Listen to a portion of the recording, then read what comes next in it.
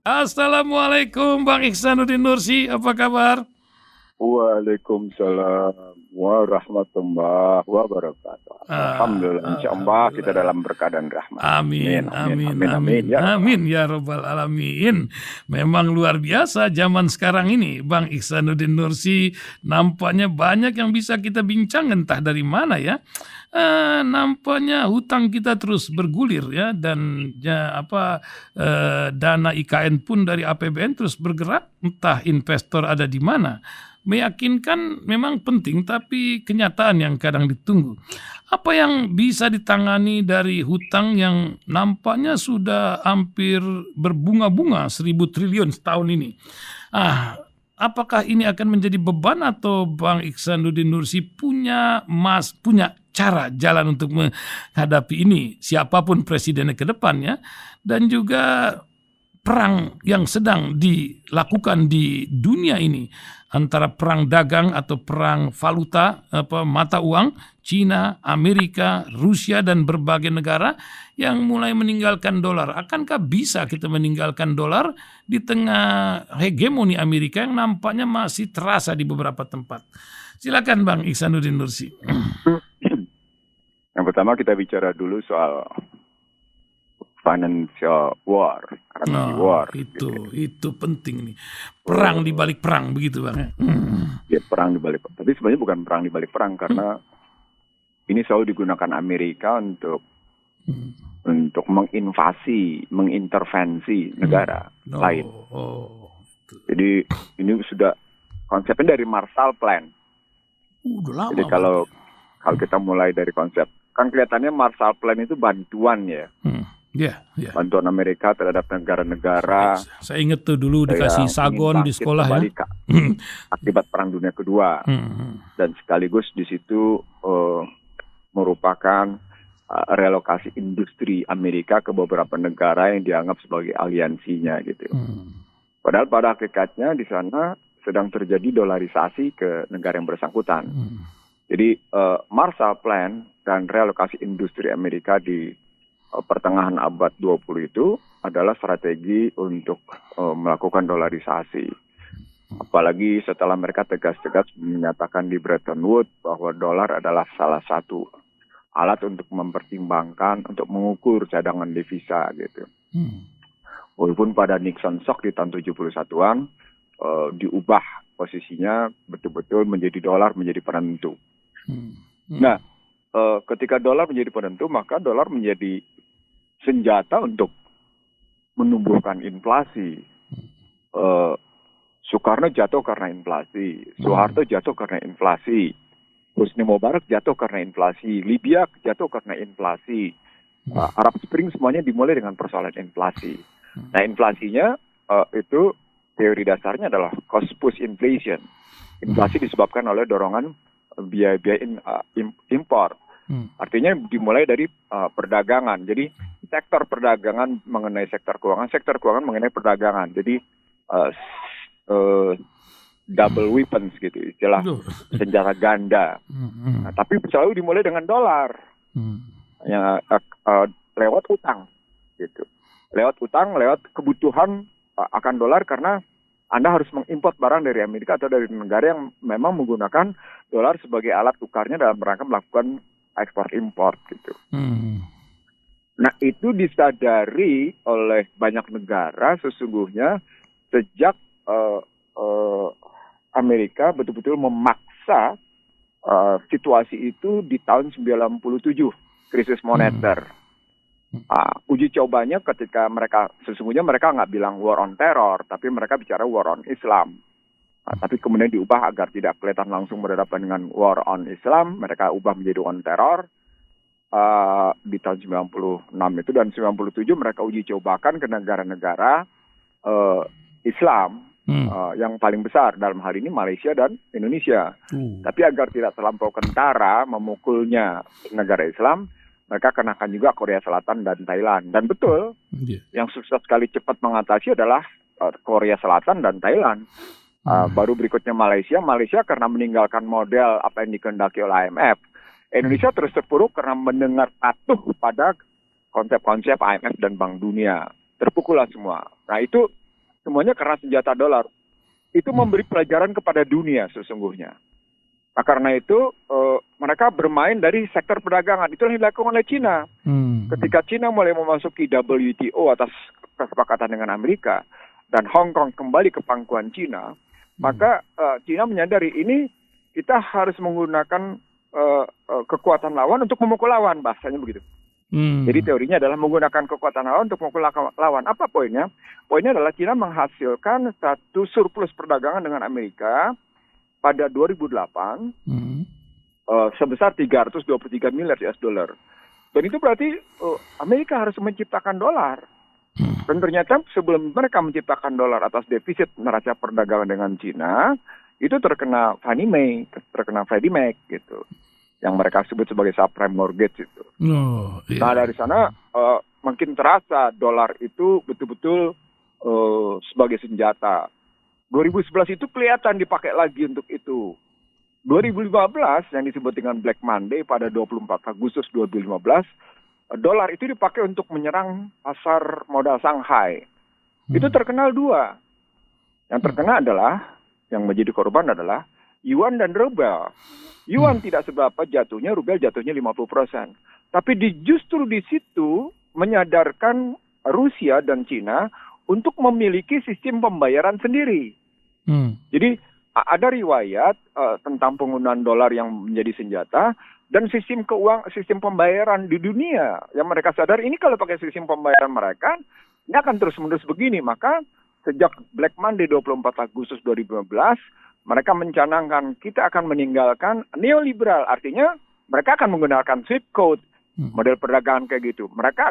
Kita akan meninggalkan dolar, kita akan tidak lagi meninggalkan dolar, kita akan ngebangun perbankan dunia sendiri, itu yang disebut dengan New Development Bank, lalu kita akan membiayai infrastruktur kawasan ASEAN sendiri dengan Asian Infrastructure Investment Bank, dan itulah lawan dari Asian Development Bank. Itu 2015. Muncullah kemudian Belt and Road Initiative yang dikenal dengan konsep bagaimana menjahit kawasan jejaring jalur sutra dengan model kereta api. Dan dijalankanlah misalnya yang pertama kali adalah bagaimana ngebangun Beijing Siberia yang 10.000 km itu gitu. Dan Cina kemudian berhasil membuat kereta api cepat seperti yang orang banyak tahu. Tapi di balik itu adalah kata kuncinya adalah mereka betul-betul melawan sistem perdagangan dan sistem keuangan yang dibangun oleh Barat. Karena itu di era Trump menyatakan bahwa model penyelesaian persengketaan di WTO tidak fair. Keluarlah Trump dan sebenarnya pada 2015 itu juga disebut di situ oleh Klaus Schwab dan oleh Bank Dunia. Klaus Schwab menyebut ketimpangan sudah mencapai pada tingginya masalah ke persoalan sosial gitu. Padahal mereka yang produk sendiri, dan Bank Dunia menyatakan dibutuhkan etik dalam ekonomi internasional, padahal mereka yang produk sendiri. Jadi semua persoalan digunakan untuk memukul orang lain, padahal itu kesalahan mereka, dan Cina menggunakan kekuatan itu memukul Barat. Di situ modal Cina perangnya. Jadi betul-betul menerapkan apa yang disebut dengan strategi Sun Tzu di situ yang dilakukan oleh Cina. Nah, bergabunglah di situ Brazil, Rusia, India, China, Rusia, India, China, dan Afrika Selatan. Mereka bikin sistem pembayaran sendiri dengan cross border International Payment System, CPIS. Rusia juga ngebangun, lalu mereka mulai perlahan-lahan ngebangun apa yang disebut dengan bilateral swap atau yang kita sebut sekarang local currency transaction. Nah, itu betul-betul mereka meninggalkan dolar. Nah, kalau pemberitaan dari kampanye Cina, ini saya ngambil bukan dari model Barat, dari pendekatan media Barat.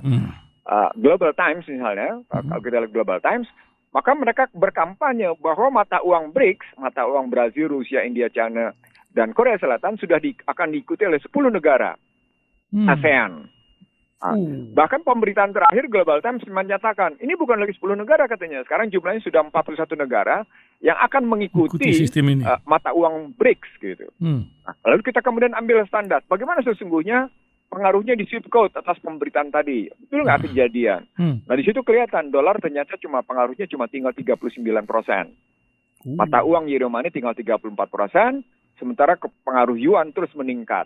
Nah, di situ kelihatan trade war atau perang dagang telah betul-betul mempengaruhi perang nilai tukar, currency war, dan karena sudah masuk ke payment system, ke sistem pembayaran, berarti sudah masuk ke perang ICT, apalagi kelihatan Micron dilarang, Huawei dilarang, perang cyber juga terus berjalan, di mana Indonesia tidak sama sekali bicara tentang cyber, sementara dunia masing-masing menjaga keamanan cybernya gitu ya.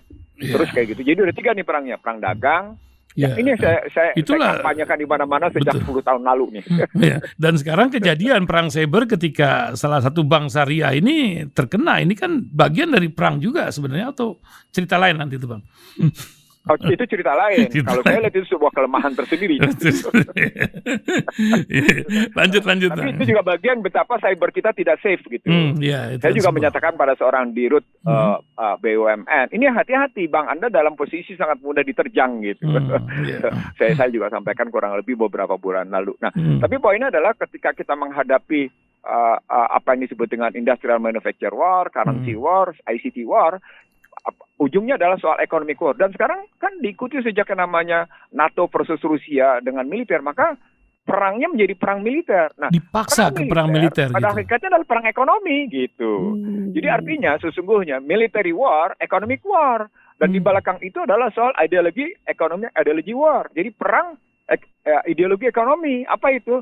Nah, mereka menyebutnya sebagai kapitalisme korporasi melawan kapitalisme BUMN gitu. Nggak ada kan para Islam ikutan di dalam situ, nggak ada. Ini nggak menyentuh dunia itu ya. Nggak ada sama sekali gitu. Nah luar. itu yang kalau tadi pertanyaan Iksan Talib soal itunya, soal perang dagang ya. Perang dagangnya. Nah kalau menyangkut soal perubahan sikap Saudi Arabia, perubahan sikap Israel. Saya nggak pernah percaya dengan perubahan sikap Saudi Arabia, perubahan Israel. Karena pada akhirnya kalau dilihat dari peta pertarungan NATO melawan Rusia, gitu ya, di mana kemarin bahkan pusat nuklirnya Ukraina terkenal dihajar oleh Rusia, gitu ya. Itu kelihatan bahwa bantuan Cina dan bantuan Iran itu nyata terhadapnya namanya Rusia. Gitu. Sementara si Arab Saudinya sudah juga ngelirik Cina. Artinya sesungguhnya ketika juga Cina berusaha menjadi pendamai antara Iran dengan yang namanya Arab Saudi, maka kata kuncinya tetap uang. Dan Arab Saudi dengan cerita sekarang berorientasi pada uang, investasi segala macam kayak gitu, dia lebih bermain dalam konstruksi uang. Kenapa? Karena kekuatan persenjataan dari 4 negara, Korea Utara, Iran, Cina, dan Rusia, dia sudah mampu paling tidak walaupun belum sepenuhnya mengimbangi Amerika, tapi paling tidak akumulatif war-nya sudah kelihatan. Berarti kunjungan Presiden Iran Ebrahim Raisi yang hari ini masuk ke Indonesia pagi ini di Kalibata ini menjadi strategi banget, karena kita kan sedang bersanding-sanding dengan Cina. Apa yang Bang Ihsanuddin Nursi lihat dari strategi ini di tengah perubahan geopolitik di Timur Tengah, Bang? Perubahan geopolitik tidak hanya terjadi di Timur Tengah, tapi di seluruh dunia kita ngelihat gitu ya. Kita bisa ngelihat misalnya begini, kata kuncinya. Saya menyebutnya ini, kalau Biden menyebutnya sebagai turbulensi, kalau orang-orang lain menyebutnya sebagai disrupsi, saya menyebutnya sebagai VUCA gitu. Volatile, vulnerable, uncertain, complex, ambigu itu betul-betul terjadi dalam geopolitik. Kenapa? Karena Barat sedang mempertahankan posisinya sebagai single global power yang dikomandoi oleh Amerika gitu ya, dan ternyata mereka hanya bisa bertahan dari dua sisi ICT dan sisi kesehatan. Cuma 2 mereka bisa bertahan. Tapi ini pun nanti akan diterjang di sisi ICT. Mereka berhadapan dengan persoalan cyber, dan cyber itu berhadapan dengan beberapa negara yang juga punya keunggulan tersendiri di bidang ICT. Di kesehatan, nah di sini menarik nih, karena di kesehatan mereka sudah berhasil mendetek 196 negara. Walaupun berita hari ini membuktikan bahwa mereka sadar serangan kesehatan lewat international health regulation telah melahirkan apa yang disebut dengan resesi penduduk. Gitu. Itu sebenarnya pemberitaan sebelumnya menyatakan jumlah penduduk India sudah melampaui jumlah penduduk Cina. Artinya sesungguhnya India lebih sadar bahwa mereka diserang dari perspektif kesehatan, tapi mereka berhasil bertahan gitu dengan cara mereka sendiri, dengan macam-macam gitu. Sementara si Cina karena bermain double standar, di satu sisi membuat sendiri Sinopharm dan Sinovac vaksin, tapi sisi lain terima Pfizer dan macam-macam, akhirnya mereka terkena depopulasi. Nah, saya ingin mengatakan begini, perubahan geopolitik itu mengakibatkan setiap orang itu inward looking. Saya ulang, dari posisi geopolitik internasional, regional kayak gini, semua negara akhirnya itu memainkan strategi yang namanya bukan lagi strategi double strategic planning namanya. Perencanaan strategis ganda, tapi mereka sudah bikin multiple strategic planning. Jadi satu perencanaan strategis yang multiple dengan berbagai skenario 1, skenario 2, skenario 3. Sebenarnya pemimpin Indonesia juga melakukan hal yang sama, cuma untuk dalam rangka mempertahankan kekuasaan. Multiple strategic planning yaitu beberapa skenario mereka miliki. Kalau kayak gini Anies nggak boleh, kalau kayak gini Anies silakan, kalau kayak gini berhadapan dengan begini. Kalau itu mereka punya multiple itu, kayak gitu-gitu. Itu multiple strategic planning namanya. Nah, kalau kita bilang kita punya multiple strategic planning atau perencanaan strategis yang multiple, maka keywordnya sesungguhnya adalah inward looking. Inward looking adalah menjaga kedaulatan sebuah negara tidak diinvasi, kedaulatan negara tidak kemudian luluh lantak. Nah, itulah yang sedang terjadi pada negara-negara yang punya daya tahan luar biasa. Nah, kehadiran Iran di Indonesia sesungguhnya dalam rangka juga memperkokoh posisi Iran terhadap negara yang selama ini terus-menerus menekan. Iran diembargo, Iran terus jalan, nggak peduli soal nuklirnya. Iran tidak peduli dengan soal bagaimana mereka bilang embargo itu justru menyadarkan kami betapa kami kokoh katanya. Pak, kita mesti kena embargo dulu supaya kelihatan kokoh gitu. Sebenarnya tergantung mentalitas kita karena tidak ada negara yang tidak hampir dari 196 negara sesungguhnya setengahnya itu membutuhkan Indonesia. Pertama kita punya Selat Malaka, yang kedua kita punya Selat Makassar internasional, yang ketiga kita tetap berkuasa di Laut Cina Selatan kalau kita tetap mau mendukung Laut Cina Selatan. Karena semua lintas itu dibutuhkan oleh dunia dalam rangka perdagangan. Yang kedua ke dirgantara ketiga, dirgantara kita. Berikutnya kemudian sumber daya alam kita.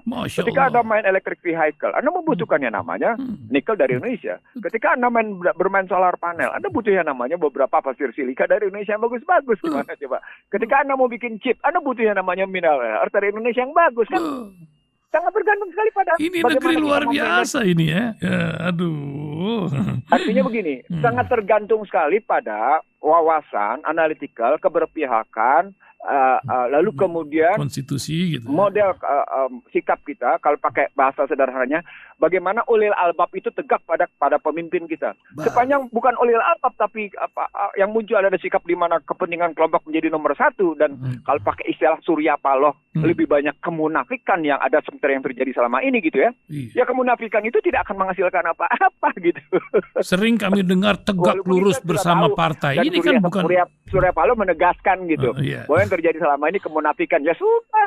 Berarti memang selama ini munafik kan gitu. Berikan kaca buat kita semua. Ya kan tegak lurus bukan ke konstitusi tapi ke partai politik. Ini yang bikin ribet kan. Tadi Bang tentang strategi Sun Tzu. Ini kan sebuah strategi perang cepat. Ini pula strategi yang disampaikan ketika mereka ingin cepat-cepat pertempuran di Rusia melawan Ukraina ini cepat selesai gitu. Karena ujung-ujungnya kan nggak bisa dagang ini. Bagaimana? Problem besarnya adalah ini bukan gengsi Ukraina. Kita lihat waktu satu minggu pertama perang mereka udah mau damai sebenarnya kan, cuman ada provokator. Gitu. Ya itu yang saya sebut ini sejak awal sebagai perang Amerika atau perang NATO melawan Rusia. Jadi proksi banget gitu ini ya. Bukan soal gengsi Ukraina, ini gengsi NATO. Pemimpinnya siapa NATO? Ya Amerika. Ini berarti gengsi Amerika gitu. Ini bacaannya gampang. Dan kalian itu tak akan pernah jelas kapan selesai. Itu makanya ketika kemarin Rusia dihajar, ya kan? Lalu Bakhmut katanya dihajar habis. Terus pusat nuklirnya terkena sehingga ancaman lingkungan bagi Eropa juga luar biasa seperti kasus Chernobyl gitu kan. Itu kan mengerikan kalau sampai kayak gitu. Jadi energi dihabiskan di sana lah gitu. Poinnya begini. Seluruh tindakan yang sedang terjadi dalam perubahan di dekade ini adalah perubahan yang yang berujung pada krisis nilai-nilai kemanusiaan dan krisis kemanusiaan. Jadi dua nih, bukan hanya krisis kemanusiaan, tapi krisis nilai-nilai kemanusiaan.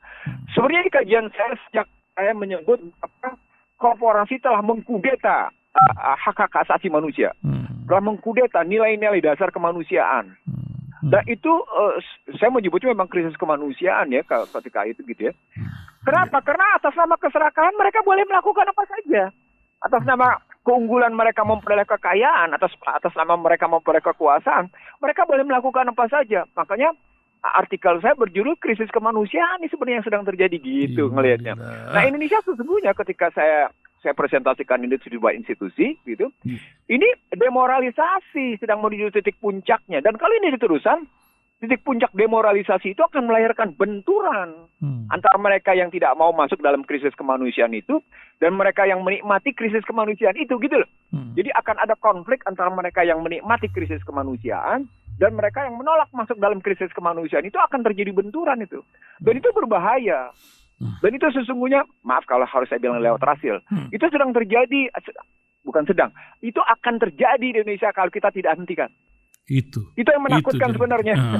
Itu yang kita harus sadari. Selain kita mohon pertolongan dari Allah atau dikenal dengan makar Allah, tapi juga harus bersikap. Bukan begitu Bang? Pada kebenaran. Betul. Jadi, ini yang saya bilang, saya kemarin kan di Medan muter di beberapa masjid gitu ya. Di Medan saya muter di beberapa masjid, di beberapa komunitas gitu. Saya bilang begini, kita mestinya punya pemahaman yang sama bahwa kalau kita memang mau menjadi umat yang baik, maka umat yang baik itu tidak boleh meninggalkan asumsi-asumsi positif tentang kehidupan dan ada keberanian untuk menegakkan kebenaran. Jadi istilahnya kalau pakai istilah ayat kan alladzina amanu wa amilus sholihah. Jadi kronologi kuadrannya adalah mereka yang beriman dan mereka yang beramal soleh. Bukan mereka yang beriman tapi tidak beramal soleh, kan ada tuh kayak gitu. Ada yang beramal soleh tapi tidak beriman, kan ada juga kayak gitu. Perintah Al-Qur'annya adalah mereka yang beriman dan beramal soleh. Itu artinya mereka yang beriman tidak boleh menjadi munafik lalu kemudian melakukan kerusakan. Itulah yang berkali-kali saya menyebut wa iza qila lahum la tufsidu fil ard qul innama nahnu muslihun. Saya kutip kayak gitu karena saya melihatnya begini. Banyak umat Islam yang berkontribusi untuk lahirnya kerusakan. Tanpa dia sadari kenapa mereka berkontribusi atas lahirnya kerusakan. Karena simbolik torture, karena kekerasan simbolik. Nggak apa-apa kok kayak gini. Terjadi permissiveness. Itu pelan-pelan diajak pelan-pelan kayak kodok masuk panci masih dingin gitu ya. Sebenarnya konsep kodok masuk panci panas dan berusaha lompat kayak gitu ya. Itu tesis sejak awal abad 21 untuk menyatakan bahwa kita memerlukan satu sikap pemahaman out of the box. Tapi out of the box kita tetap punya landasan. Landasannya apa? Landasan Al-Quran. Karena kita out of the box keluar dari mainstream yang dibayangkan oleh Barat yang selama ini betul-betul menguasai opini publik dunia. Nah, jadi kalau terakhir kita ya lanjut Bang. Ini saya pengen loncat sebentar karena ini untuk out of the box ini pernah kejadian di negeri yang sekarang sedang berjuang nih 4-5 hari lagi kampanye kedua dari seorang Dogan melihat negeri yang hancur blaur sebelumnya dengan Kemal Atatürk. Ini kan sebuah potret yang harusnya kita belajar dari sana. Ketika Sinan hari ini menyatakan 5% akan kami berikan kepada Dogan. Itu bagaimana Bang melihatnya Bang? Jadi kalau saya saya kan memang manusia yang dituding sebagai beda berani beda. Gitu. Berani beda lah. Tapi saya tidak keluar dari pijakan dasar. Saya tidak keluar dari konstitusi 1945. Saya selalu berada di situ. Saya tidak keluar dari Al-Quran. Saya tidak keluar dari hadits. Saya berada di situ. Walaupun untuk mereka yang punya aliran yang tertentu, saya dianggap sebagai Anda juga bernegosiasi. Saya bernegosiasi pada wilayah instrumental nggak apa-apa dong. Sama seperti saya berimplementasi tentang penggunaan HP. Nggak apa-apa. Sepanjang saya tidak ditundukkan oleh yang namanya isi HP, kan begitu kan? Itu namanya bernegosiasi. Itu namanya kita mengambil sikap di mana kita mengoptimalkan diri kita dengan memanfaatkan teknologi gitu. Saya dianggap Anda kan bernegosiasi juga gitu. Jadi iyalah kalau sekedar instrumentasi nggak apa-apa juga. Nah, misalnya juga soal kendaraan, kita bernegosiasi walaupun kita tetap jalan kaki, naik sepeda atau kemudian naik mobil mewah, kan biasa-biasa aja. Pada Yang saatnya. penting kemudian kita punya sikap rendah hati dan tetap mendekatkan diri pada Allah. Nah, di situ kemudian saya melihat betapa rentannya umat Islam di Indonesia dipecah belah, diadu domba. Kenapa? Karena rata-rata berada dalam posisi in the box, berada dalam posisi mainstream. Nah, ketika diajak keluar out of the box dengan basis berpikir Al-Quran, hadis, dan Undang-Undang 45, betapa sulitnya. Sulit sekali. Dan itu, pengalaman saya di Medan sih, saya enjoy. Bahkan saya menikmati dakwah saya yang demikian rupa di Medan, itu luar biasa gitu ya. Tapi pada saat yang sama, saya nangkap suratan dan siratan di mana sejumlah orang menikmati posisi in the box gitu. Saya nikmati juga ada keinginan untuk langsung menegakkan yang namanya keitu dengan gaya-gaya yang, wah itu kan menyedihkan. Jadi negara ini bukan negara agama, betul. Tapi negara ini negara beragama. Itu kata kuncinya. Yeah. Negara ini bukan negara agama, betul. Bukan negara agama Islam, betul itu. Jadi, negara Indonesia bukan negara agama, satu agama. Bahkan pakai kalimat negara satu agama. Itu betul. Tapi coba perhatikan alinea 3, lalu ditambah dengan pasal 29, lalu kemudian pasal 29, ayat 1, ayat 2, dikembalikan pada yang namanya alinea 4-nya. Apa poinnya? Negara ini negara beragama. Dan kalau dicari beragamanya apa? Beragama Islam. Jadi itu nggak bisa dihindari. Itu makanya saya bilang kalau ada orang yang menghindar politik identitas dan melarang politik identitas, dia tidak baca baik-baik bagaimana sikap kepedulian, cita-cita, semangat kejuangan para pendiri Republik. Dan kemudian ketika mereka amandemen, mereka pun tidak bisa menyingkirkan bahwa posisi negara ini adalah negara beragama. Walaupun kemudian amandemen mereka melahirkan kontradiksi antara satu sama lain. Tapi paling tidak kata kuncinya adalah negara ini tidak bisa digeser sebagai negara beragama. Dengan cara melihat alinea 3 ke pasal 29, pasal 29 dibalikan lagi ke alinea 4. Nah, kalau kemudian kita melihat ini negara beragama dan beragama kita agama Islam, maka cara memandang kita adalah bagaimana Al-Quran dan hadis itu sebagai pisau analisis untuk melihat keadaan. Nah, ketika kemudian keadaan itu tidak rujuk ke dalam posisi Undang-Undang 45, juga tidak rujuk ke dalam ayat dan hadis, ya nggak bisa enggak dong. Kita out of the box jadinya gitu. Begitulah Erdogan. Erdogan keluar karena Erdogan melihat apa yang dilakukan oleh Barat, dalam bahasa saya, telah gagal. Kan saya berkali-kali ini menyatakan kayak gini. Saya menyatakan sejak awal abad 21, bahkan sejak saya di DPR, Barat itu telah gagal mengangkat harkat martabat manusia dalam konsep-konsep ekonominya. Bahkan ketika krisis 97-98, saya bilang, ini akibatnya adalah hancurnya atau luluh lantaknya nilai-nilai satu generasi. Dan betul hasilnya sekarang. Itu omongan saya 97-98 yang disahuti oleh almarhum Sri Tua Arif. Sebagai ahli ekonom yang memang bertentangan sama Ali Wardana, Wijoyo Rintisasro, dan kawan-kawan. Saya tidak sedang menyatakan saya berkolaborasi dengan Sri Tua Arif. Saat itu saya tidak kenal Sri Tua Arif. Tapi kajian saya tentang bagaimana situasi perekonomian meluluh lantakan harkat kemanusiaan, itu sudah saya sampaikan sejak saya di DPR. Disahuti oleh namanya Sri Tua Arif. Sri Tua Arif kebetulan memang posisi yang berhadapan dengan neoliberal. Artinya ketika kita masuk dalam situasi sekarang, kita ambil dalam situasi sekarang gitu, kita ngelihatnya, yang dilakukan oleh Erdogan adalah dia keluar dari model pemikiran Barat. Dia ambil sepenuhnya dalam cara-cara berpikir Islami. Makanya kemudian ketika dia dipukul dalam konstruksi nilai tukar, dipukul dalam perdagangan, inflasi. Rakyatnya berani mensubsidi kekuasaan bahkan. Bukan selain memang dia mensubsidi rakyatnya, tapi kemudian rakyat berani juga mensubsidi negara. Itu artinya baik negara maupun rakyat itu saling berkontribusi untuk kebaikan tegaknya harkat martabat sebuah negara. Jadi ada keutuhan nilai-nilai kedaulatan pada negara itu. Nah, itu yang dibawa Erdogan. Itulah yang dirasakan sebagai kepemimpinan punya manfaat atas kehadirannya di sebuah era. Nah, itu yang dirasakan oleh Recep Tayyip Erdogan. Itu saya ngelihatnya. Ya, memang luar biasa ini kejadian dunia ini. Tapi banyak orang di dunia menunggu perkembangan di negeri kita yang tadi Bang Ihsanuddin Nursi bilang bahwa ini luar biasa ini negeri. Tapi untuk cerita mobil listrik aja ini kan jadi sebuah, karena banyak penguasa yang jadi pengusaha juga di zaman sekarang. Di tengah-tengah ekonomi yang carut marut ini, katanya negara masih banyak program untuk menaikkan gaji dan lain, seperti tak ada rasa untuk krisis gitu, begitu Bang. Perjalanannya, apalagi mau pemilu ini sebentar lagi, biasanya banyak nih subsidi yang unik-unik lah begitu Bang. Jadi saya ngeliatnya gini, kalau soal mobil listrik ya, kalau soal mobil listrik nih, saya ngelihat begini. Pertama, kita nih selalu menjadi pengekor. Ketika dibilang sama Klaus Schwab Industrial 4.0, kita bilang, ya industrial kita 4.0. Apa realisasinya? Yes, Wong kita tidak pernah melakukan yang namanya tegak industri kita sendiri kok. Kita betul-betul jadi pengekor. Kalau pakai bahasa YouTube saya, BO. Betul-betul BO kita. Pokoknya apa yang dibilang oleh Barat, kita pun langsung latah menyatakannya. Negeri latah, nggak karu-karuan gitu ya.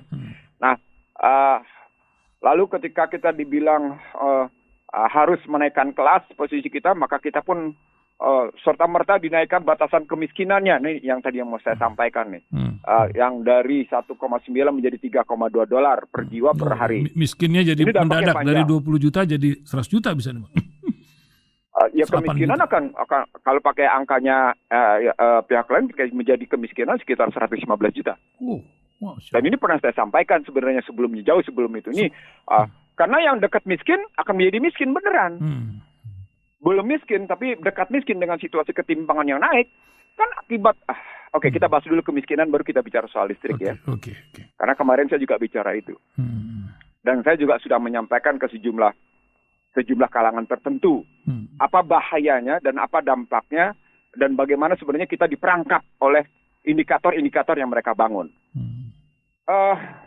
Kalau kita ambil 1,9 dolar per hari per jiwa, maka angka kemiskinan kita 9,5%. Kita buletin aja 10 ya. 270 ya. Itu buletin aja 10. Kalau 10%. Kalau 10% dari 275 juta, maka orang miskin sekitar 27,5 juta.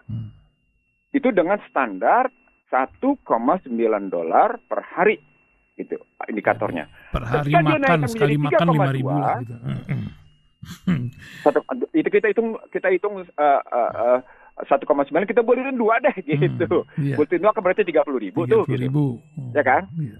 Kita buletin jadi 30.000, atau kalau kita pakai angka 14.800, angka mereka menjadi sekitar 29.600 gitu kan posisinya. Makanya buletinnya biar gampang 30.000. Nah, ini menjadi 3,2. Kalau 3,2 kan gitu ya, berarti 45.000 tuh. 45.000 lebih angkanya, 45.000 lebih per hari ditambah dengan 3.000 jadi 48.000. 48.000 per hari. Itu berarti cukup katanya. Di bawah itu miskin semuanya. Apa dampaknya? Yang 10% tadi gitu ya, dia akan meningkat, kalau pakai bahasa lain akan meningkat 40%. Saya bilang nggak mungkin 40%, karena terjadi pelemahan daya beli di sejumlah masyarakat yang rentan miskin. Jadi kemungkinannya akan mencapai hampir setengahnya, hampir 50%. Nah, angka beberapa pihak menyatakan sekitar 115 juta. Tapi angka beberapa pihak lain menyatakan hampir setengahnya. Nah, saya cenderung menyatakan yang setengahnya. Kenapa? Karena rentan miskinnya dengan pengurangan daya beli, dengan ketidakmampuan daya beli, dan uang beredar hanya di kalangan tertentu, di kalangan oligarki berdasarkan data saya, gitu ya. Berdasarkan data saya ngeliat uang beredar, lalu kemudian saya ambil apa yang disebut dengan pihak ketiga di LPS, saya dapat, ini kelihatan uang beredar hanya di kalangan tertentu. Kenapa? Karena yang punya duit 2 atas 2 miliar jumlahnya naik gitu. Data itu kelihatan. Berarti mereka nih uang beredarnya di mereka gitu logikanya. Nah, dari sana dampaknya menjadi APBN harus menambahkan peningkatan pendapatan. Istilahnya government revenue-nya, pendapatan negaranya harus naik. Apa akibatnya? Pajak dinaikin. Karena itu mereka bilang, oke, kita naikin pajak pendidikan, pajak sembako. Cukup nggak? Enggak. Dunia bilang. Nah, kalau nggak cukup berarti ngutang. Nah, di sini perangkap. Di sini perangkap. Begitu Anda mau bilang ngutang lagi, maka Anda terkena 7I atau kena 5I. Anda diinvasi, Anda diintervensi, Anda diinfiltrasi, Anda diindoktrinasi, Anda diinterferensi, Anda diintimidasi, ujungnya kemudian Anda terkena inflasi. Selalu begitu gitu. Apa rujukan berikutnya? Gini rasio naik. Kalau gini rasio naik, maka potensi kerusuhan sosial naik. Makin senjang nih. Kalau kerusuhan sosial naik, maka pendekatan menjadi keluar lagi belanja yang lebih besar lagi buat kepolisian. Keluar lagi belanja untuk memperbaiki ketimpangan gitu naiknya. Maka belanja sosial naik lagi, berarti gitu ngelihatnya, belanja keamanan naik, belanja sosial naik. Itu dampak-dampaknya lebih lanjut. Ini saya omongin beberapa malam lalu sebelum saya berangkat ke Medan ya. Ke beberapa teman, beberapa pejabat gitu ya. Ini loh bahayanya. Bukan saya tidak setuju dinaikin, saya setuju dinaikin. Tapi problematiknya adalah bukan soal kenaikan itu sendiri. Bagaimana kita melakukan perbaikan pengelolaan ekonomi negara. Jadi bukan jadi mengurus, saya menggunakan pasal 33 tentunya. Bagaimana kita mengurus, mengelola, memberdayakan, memperuntukkan perekonomian negara, itu kata kuncinya. Kalau kita gunakan pasal 33, ayat 1, 2, dan 3, dikembalikan kepada pasal 23, dibalikan pasal 27, gitu cara pandangnya. Diikat oleh namanya pasal 29, bahwa perekonomian sesungguhnya tidak lepas dari keputusan Allah. Jadi ada sikap syukur dan sabar kita, gitu. Nah, kita ngambil dalam cerita apa yang saya sebut sebagai ekonomi konstitusi. Nah, kalau begitu, ketika kita ngambil begitu, maka sesungguhnya soal belanja subsidi mobil listrik itu bukan soal subsidinya, pajaknya saja dikurangi sehingga orang kaya tidak dapat keuntungan atas posisi yang namanya subsidi listrik, gitu dong mikirnya. Itu. Buang aja pajaknya, misalnya saya nggak mau nyebut merek sesuatu ya. Saya tidak sebut mobil listrik merek sesuatu, saya tidak sebut. Ada merek mobil listrik tertentu harganya 700 sekian juta. Ada merek tertentu jumlahnya sampai 800 juta. Ada merek tertentu harganya mencapai 300 juta. Saya bulet-buletin nih. Karena bedanya cuma 500 ribu, bedanya cuma 250 ribu. Itu ke angka-angka pembulatan saya gitu ya. Ada harganya sampai 300 juta. Nah, ternyata setelah didiskon termasuk yang namanya subsidi pemerintah, dia dapat sampai harga cuma 250 juta. Dari harga real 300 juta. Berarti terkurang 50 juta. Uang 50 juta itu kan sesungguhnya ditanggung oleh APBN. Sebut deh, APBN nanggungnya karena subsidi itu ditanggungnya 40 jutaan gitu ya. Nah, 40 juta itu kalau dilihat dari segi perpajakan, mestinya buang aja pajaknya. Jadi kalau mereka pernah kemarin bilang ada subsidi untuk rumah yang di bawah 2 miliar dan mobil yang di bawah sekian ratus juta, ingat nggak waktu krisis kemarin ada subsidi itu kan? Yang disebut sebagai yang namanya belanja perpajakan, mereka bilangnya. Belanja perpajakan. Oke, kalau begitu sekarang pajaknya aja kita kurangi daripada kita kemudian memberikan subsidi kenikmatan kepada orang kaya. Itu logika bisnisnya begitu, logika bisnis dalam perspektif mengelola negara dengan benar gitu. Jadi tidak akan muncul rasa ketidakadilan dari masyarakat. Ya, masyarakat konsumen yang punya duit nggak peduli. Saya ngelihat beberapa, saya ngelihat beberapa orang yang beli merek tertentu yang harganya sampai mendekati 1 miliar, yang mendekati kayak gini ya. Tadi putaran uangnya di mereka, nggak ada di rakyat gitu kan? Nggak ada di rakyat, uang itu mereka. Artinya apa sesungguhnya? Artinya sesungguhnya adalah negara sendiri yang membuat peredaran uang di tangan mereka, tidak bukan di kalangan tertentu saja, tidak di tangan rakyat. Padahal kalau yang disebut dengan belanja perpajakannya itu terjadi gitu ya. Dengan cara mengurangi pajak pada mobil listrik, bukan dengan modal subsidi, akan lain ceritanya. Kan ini bukan hanya pada mobil, juga pada motor. Gitu. Dan motor kan dipakai, kalau lihat Jakarta, di Cibubur dan macam-macam gitu ya, kan kita ngelihat pajak ojek motor pakai mobil, pakai listrik gitu. Di negeri soal jadi motor lagi-lagi ini soal kerangka pikir strategik yang Anda miliki, soal keberpihakan yang Anda punya, soal cara pandang ke depan yang Anda tahu, bagaimana kemudian menilai kebijakan untuk insight istilahnya gitu ya. Kistinya itu kayak, kalau pakai bahasa Al-Quran, kistinya itu kayak apa gitu loh. Memberikan rasa keadilan dengan model kisti tadi, lalu kemudian melihatnya secara wasatan gitu ya. Lalu memang dalam posisi seimbang. Waduh, kalau bikin kebijakan kayak gitu betul-betul hebat itu. Masya Allah. Waktu pula nih Bang. Tapi sebelum waktu habis Bang, ini ada sebuah tulisan saya terima dari Ustadz Samsi Ali ya. Kalimat terakhirnya Bang, karena ini nampaknya masalah udah mendunia, cerita Ashabul Kahfi.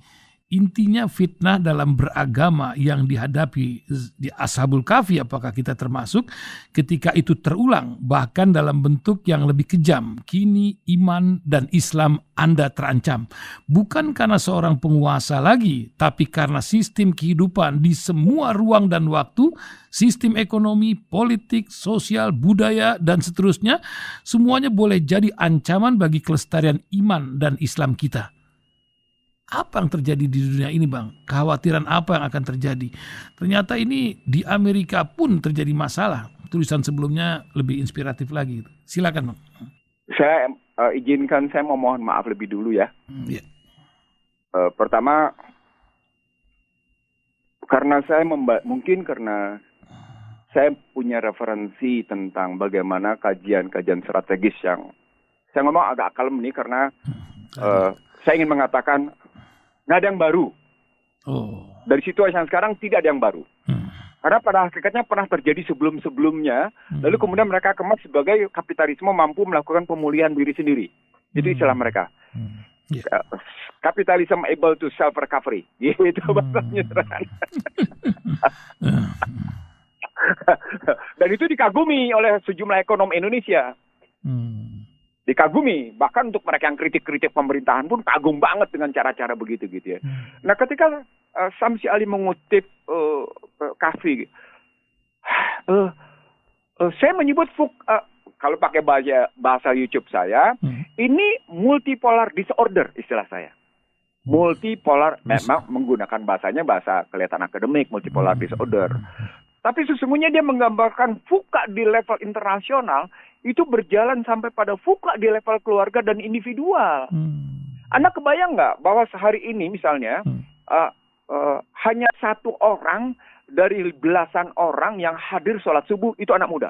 Hanya satu orang. Benar-benar. Artinya kan kalau kita bilang 1/20, 1/15 kan cuma satu, ya Allah ya Tuhanku. Cuma sedikit sekali yang punya kesadaran untuk tetap menegakkan sholat subuh berjamaah itu anak muda itu. Apa poinnya? Poinnya adalah begitu banyak anak muda sebagai bonus demografi gitu ya. Itu ternyata menjadi sebuah beban demografi dengan keberanian mereka sepenuhnya bergantung pada gadget, bergantung pada teknologi ICT. Nah, itu yang mengakibatkan kalau pakai istilah Samsi atau istilah agama, fitnah. Saya bukan lagi dalam kondisi fitnah. Dia sudah melahirkan apa yang disebut dengan satu kecemasan yang sebenarnya kelihatannya menggambarkan kemapanan dalam perspektif teknologi, tapi sesungguhnya melahirkan kecemasan dalam posisi kejiwaan. Dan itu yang kemarin dilukiskan oleh seorang dokter ahli bedah saraf di Medan tentang dampak negatif dari yang namanya gadget. Dia bikin analisis dalam perspektif bedah saraf yang luar biasa. Yang menurut saya juga saya tidak terkejut. Kenapa?